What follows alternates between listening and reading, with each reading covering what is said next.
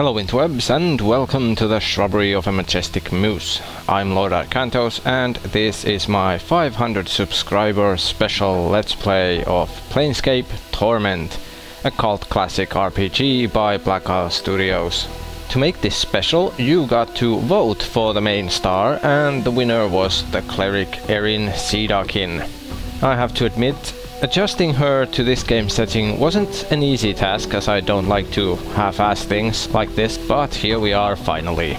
Anyway, the game runs on the first version of the Infinity engine, just like the first Baldur's Gate. It's set in the Planescape setting of Dungeons & Dragons, and it uses as a base the 2nd edition rules. However, it does take quite a few liberties with the rules and discard some of them to do its own thing. That is also one of the reasons why Aeryn was a bit tough to adjust to this game. I won't tag this LP as blind, though I can't say for certain if I have ever actually before finished the game. I only had it borrowed when it was new.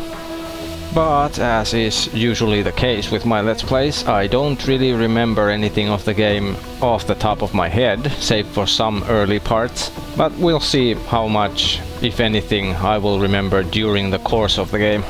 And we'll be playing this game with quite a few mods, and the whole list will be in the video description, so you can check if you want to know all of them. But the most important ones are the ultimate WeiDU Fixpack and PST Unfinished Business, which is restored content. We also have some tweaks, of which the most important one, the one with the biggest impact probably, is the disabled stat minimums. That allows us to lower our character's attributes below 9, which in vanilla is the lowest you can go. This has an impact as in the early parts of the game there are some attribute skill checks which require you to have a 9 in an attribute, which is kind of weird considering that you can't go below 9, so basically in vanilla game you always pass those checks. However, we possibly will not, as we will be lowering 2 of Aeryn's attributes below 9. As for the cosmetic side, we will be playing with the Widescreen Mod and Ghostdog's user interface. I will move the game's opening between the character creation and the actual start of the new game. That way it will flow a bit better instead of having all this babble in between. So in case you were wondering where it is, now you know. But without further ado, let's give birth to the tormented incarnation of Aeryn. We will of course be role-playing, and Aeryn's attributes will be based on his characteristics.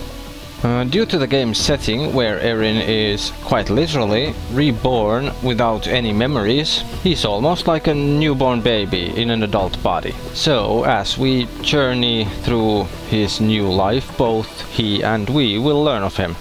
For the most part, his personality we will get to know during his journey, just like he himself. So we'll just go through the immediate basics of his character, like his class and things contributing to his attributes. For starters, this particular incarnation of Aeryn, as you might have noticed, is a human male, as there's no choice when it comes to race and gender. In this game the main character is always a human male, referred to as the Nameless One. His class will be Fighter, a pure fighter. This is due to several reasons. First, the player character only has access to 3 base classes: the Fighter, a Mage and a Thief. There are no multi-class options whatsoever for the player character. And also the Fixpack does a pretty big change in the mechanics. In the vanilla game, your character's THAC0 is the best THAC0 out of all of your classes' THAC0s. And THAC0, by the way, is to hit armor class 0. So it's basically probability to hit with melee attacks. Anyway, the Fixpack removes that in that you have the THAC0 bonus of the class you are in at the moment. As in this game, you can change class on the fly and level all of the classes. However, you will only get the abilities and bonuses and stuff of the class you are in at the moment. But in the vanilla game, THAC0 was taken from the best bonus you had among any of the classes. That in a way gave you a bit of like, you could say, multi-classing option maybe. However, you could easily make a mage very overpowered with that. Also, due to mage spells mostly being damaging spells and debuffs, not much in the way of heals or buffs, I felt that mage is not an option because it would take the character altogether way too far from what he is, as the spell focus wouldn't be there, nor would melee, so the fighter was really the only option to go with. Even as a cleric he still focuses almost as much on melee as on magic, so a fighter is a way better fit. But now you can probably start getting the picture of why it was a bit hard to adjust Aeryn for this. Now as for the role-playing reason why Aeryn is a fighter in this case, is because gods cannot enter or influence the city of Sigil where the game begins. And as Aeryn doesn't remember anything of the world, he has no knowledge or no memories of gods or divine magic. Thus he won't be worshipping any god, nor will he become a cleric. His alignment is neutral evil. He does pretty much what he feels is right or necessary, or just fits the situation at hand. He doesn't have any inherent needs to cause havoc or create chaos or break rules and laws, nor does he hold any principles or anything in high regard or in any way necessary. We won't pick a starting alignment in this game. We start as true neutral, and a lot of the things we do and say will influence the alignment. Now, due to him not practicing divine magic at all here, he won't have as high of a wisdom, but instead, due to focusing more on the physical side and his past incarnations having kinda already built up and trained his body, so to speak, he will have a strength of 18. If I remember correctly, we will get to put 1 attribute point per every level up for Aeryn. Oh, and his weapon of choice here will be the clubs. His intelligence will be slightly below average at 8 points. He's somewhat of a dimwit in some matters. He doesn't really have all that great deductive skills or much in the way of book smarts. He does like to philosophize though, about death and what's beyond, stuff like that, and he's extremely fascinated by death and anything related to it, including gods, possible afterlife, all that stuff. Those are also the only subjects that he likes to read about. So apart from anything related to death in a way, or to a task at hand that we're doing, we won't be reading much.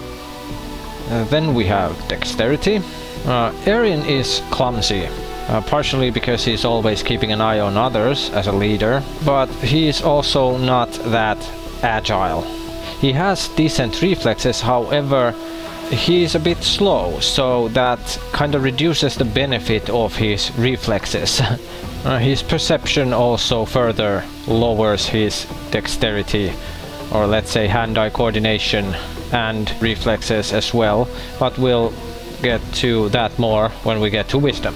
Anyway, therefore his dexterity will be 7, below average, but not low enough yet to incur an armor class penalty.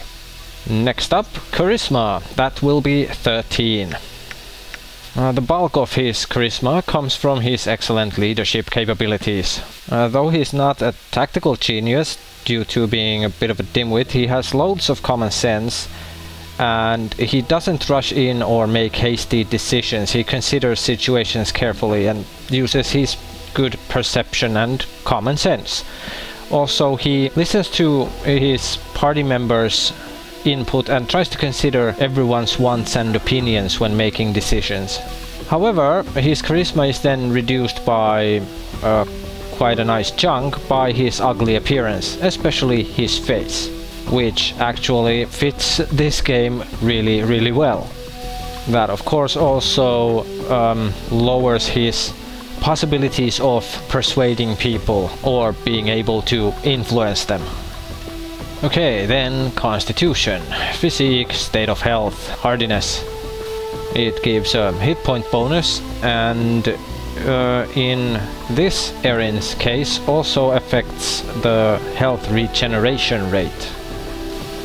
When it comes to resilience to illness and disease and the healthiness in general, Aeryn is pretty much average.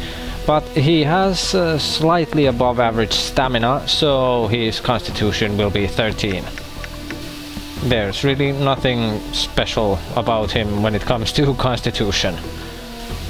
And then last but certainly not least, his wisdom, which will be 16.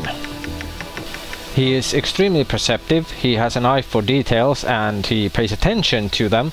And this is, of course, like mentioned with dexterity, contributing to his clumsiness as he gets distracted quite easily sometimes, even during combat, by some minor details somewhere that catch his eye. He is also somewhat strong-willed, and of course he has lots of common sense.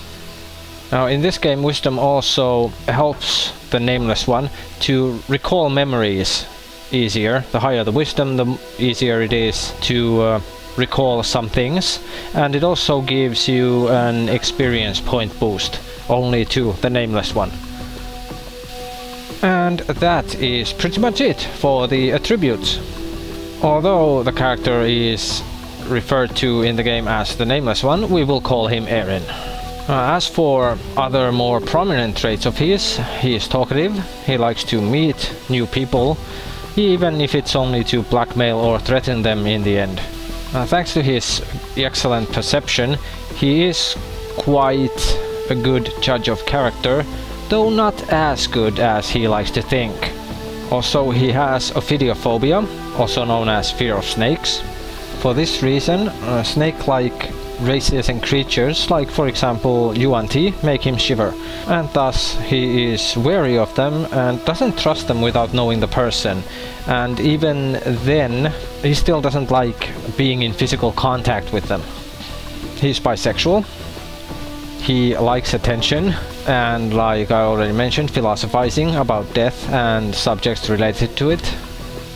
As for his romantic likes, or rather prerequisites for arousing interest, they include making him laugh, philosophizing of the same subjects he likes, and also slight shyness. He is somewhat attracted to slightly shy people.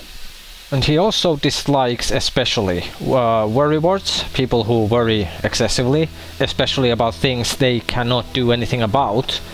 And also people who don't show or don't have any emotions really piss him off. Also, he sometimes has a tendency to show his affection or feelings with playful violence, like a boy picking on a girl he likes, though sometimes he goes a bit too far in being a bit too rough. And after all that, they lived unhappily ever after, until they were reborn into another tormented existence. So let's begin the tormented journey of our male Aeryn of the opposite sex.